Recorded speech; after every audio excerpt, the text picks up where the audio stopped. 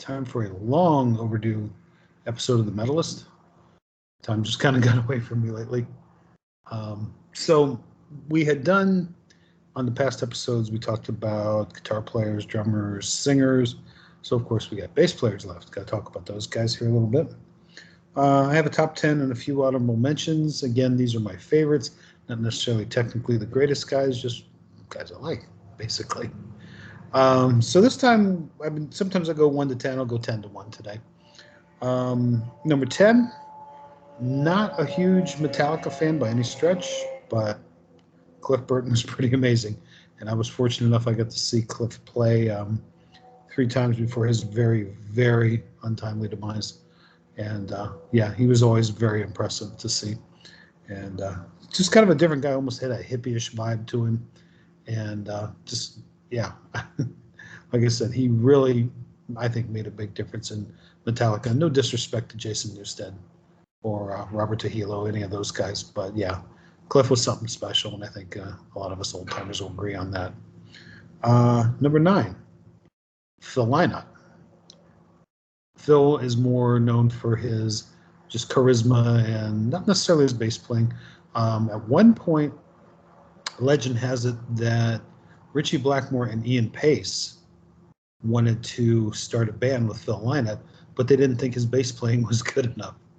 I don't know. I always thought it was pretty good. Pretty groovy, if you know what I mean. So he is definitely on my list. And incidentally, Cliff Burton always told people that he got most of his really good stuff from early Thin Lizzy records. And of course, we all know that Metallica did cover Whiskey in a Jar. So so Phil Lynott and Cliff Burton kind of go hand in hand. Number 8, absolutely love this guy. And like I said, most people would not put him on a list of greatest bass players, but he was so much more than that. And of course, the shirt kind of gives it away. We're talking, of course, about the legendary Pete Way. He was a huge influence on some other people on my list. Another guy like Rick Savage loved him. Brian Wheat from Tesla. The last 3 times I saw Tesla, now it's been a while since I saw Tesla, probably early 2000s. But the last 3 times I saw Tesla, Brian Wheat had on striped trousers, plays a Gibson Thunderbird bass, and was wearing a UFO shirt. I think we get the point, okay? But yeah, like I say, huge influence, and like I say, somebody on the list that you guys have probably already guessed. But we'll get to him in a while, okay? So, of course, Pete, we lost Pete here recently, but quite a character on stage. Was always the most entertaining part of UFO. I mean, obviously, a lot of people would go to see Michael play, and his solos were amazing, and Phil's a great vocalist. But Phil's not like what a flashy frontman, never has been. But the boy can belt it out even to this day. But yeah, Pete was always the fun part of the show. Always very, very entertaining.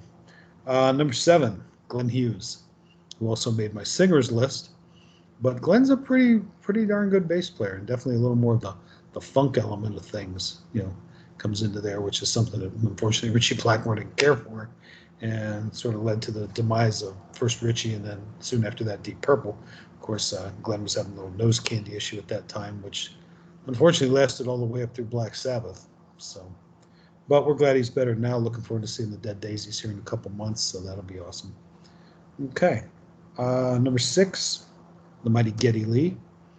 And like I say, I'm not a big Rush person past about 1980, but I remember going to the Moving Pictures tour, and that was the first time he really, really started getting into a lot of the keyboard stuff and the pedals and stuff. I mean, he did some of that stuff before, but he really kind of took it to the next level on that tour. And it's like you're watching this guy that's playing, keyboard, foot pedals with his feet, playing bass and singing all at the same time. I'm like, dude, you're an alien, okay?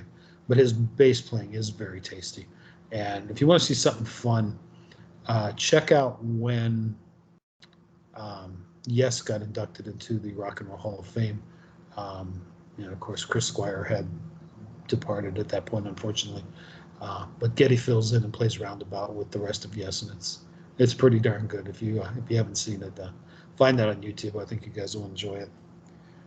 Number 5, and years ago, this guy would have been a lot higher on my list. But I don't know. I guess after a while, I kind of considered a lot of what he does. It's great, but it's a lot of sort of tricks and gimmicks and stuff like that, at least in my opinion. And you guys may feel different about that. And of course, let me know in the comments what you think about this. But the guy I'm talking about is Billy Sheehan.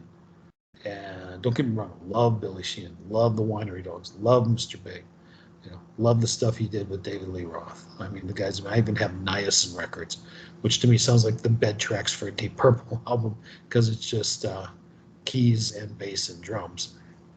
But again, a lot of Billy's stuff that he does, it's a lot of flash, And as time's gone on, and I was kind of that way with drummers too. I used to like the little more flashy drummers, as a kid. But as time went on, I started to settle in on more the groove guys and that kind of thing. But again, you haven't seen that episode, go check that out where I talk about the drummers. So Billy Sheehan, yeah, definitely something amazing, and was definitely very innovative, kind of the Eddie Van Halen of bass, if you will. Number 4, up to number 4. Speaking of Geddy Lee filling in for this man, Chris Squire. And one of the coolest things I always noticed about Chris early on was he was the first guy I ever saw that I thought was really a super virtuoso with a pick. Most of the really great bass players, are finger players.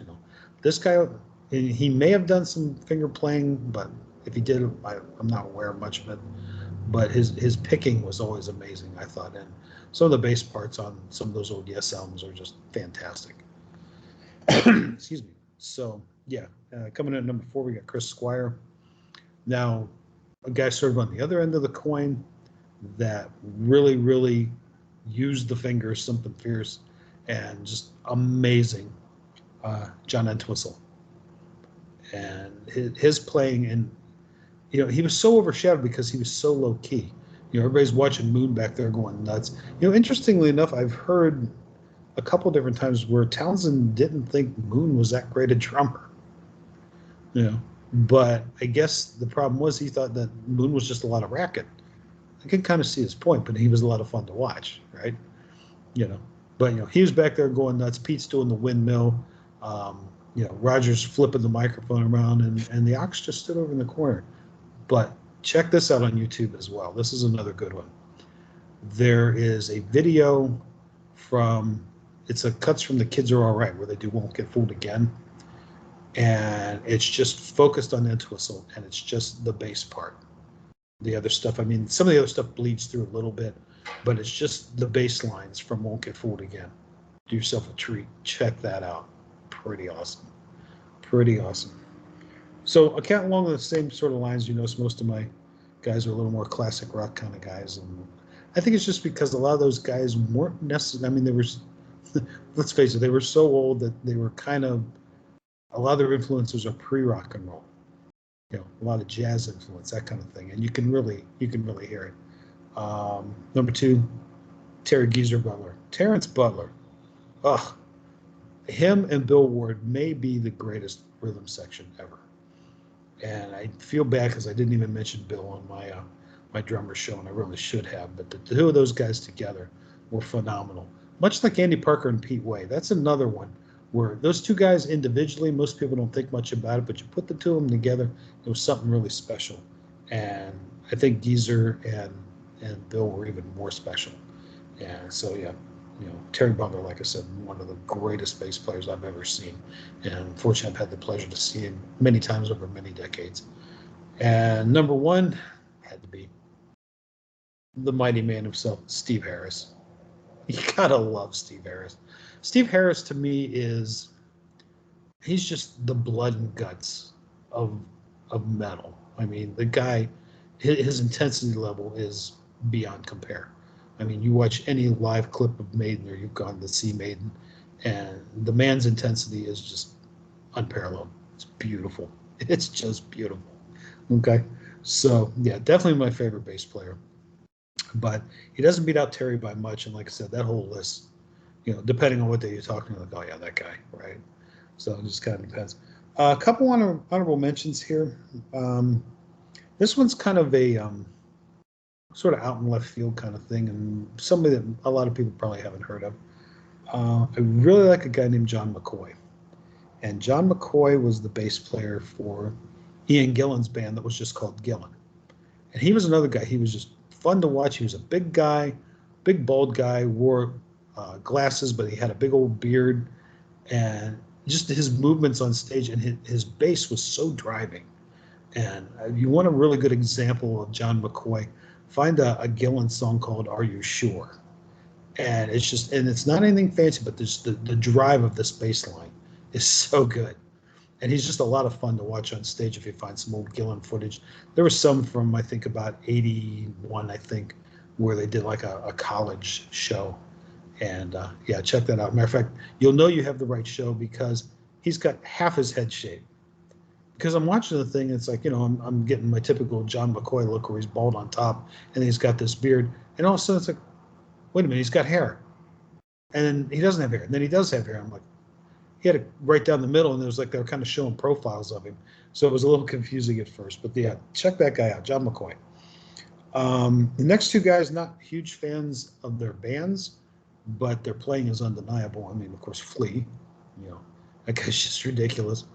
Chili Peppers, yeah, I mean, I like them, but not anything I listen to on a day in and day out basis. But I mean, there's no denying that guy. I love their cover of Higher Ground. I mean, that's just, what can you say about that? I mean, I hope you know that one already, but if you don't, go check it out. Okay. Les Claypool. I think the greatest thing I ever heard or read was someone reviewed Primus as, they said, take Rush, give them all acid, and have Mel Blanc be their lead singer. That was their description of Primus. I'm like, yeah, it's pretty accurate. And Mel Blanc, for you young people, is the guy that did all the voices on Bugs Bunny, with the exception of Elmer Fudd. He was also Dino the Dinosaur on the Flintstones and Barney Rubble. So he did just a ton of voices. But yeah, that's kind of what they compared Primus to. So yeah, Les Claypool, amazing bass player. And apparently he tried out for Metallica, I've heard, and I guess the boys in Metallica just didn't get it. So he was a little odd for them. Last guy on my list, and he's another guy, I love his groove, and just kind of a stoic, kind of cool guy. Tom Hamilton from Aerosmith. I just really enjoy his playing, always have. Like I said, again, maybe not anything fancy, but Aerosmith definitely had a lot of groove, and you got to give a lot of that groove to Tom. So that's my list, and like I say, let me know who I missed, because I'm sure I missed somebody. I mean, I jot these things down in like 3-4 minutes, and that's pretty much it. So let me know who your favorites are. Again, like and subscribe. I appreciate that. Looking for comments, suggestions for shows. It's all good. So again, I appreciate you guys listening. And until next time, we will see you then.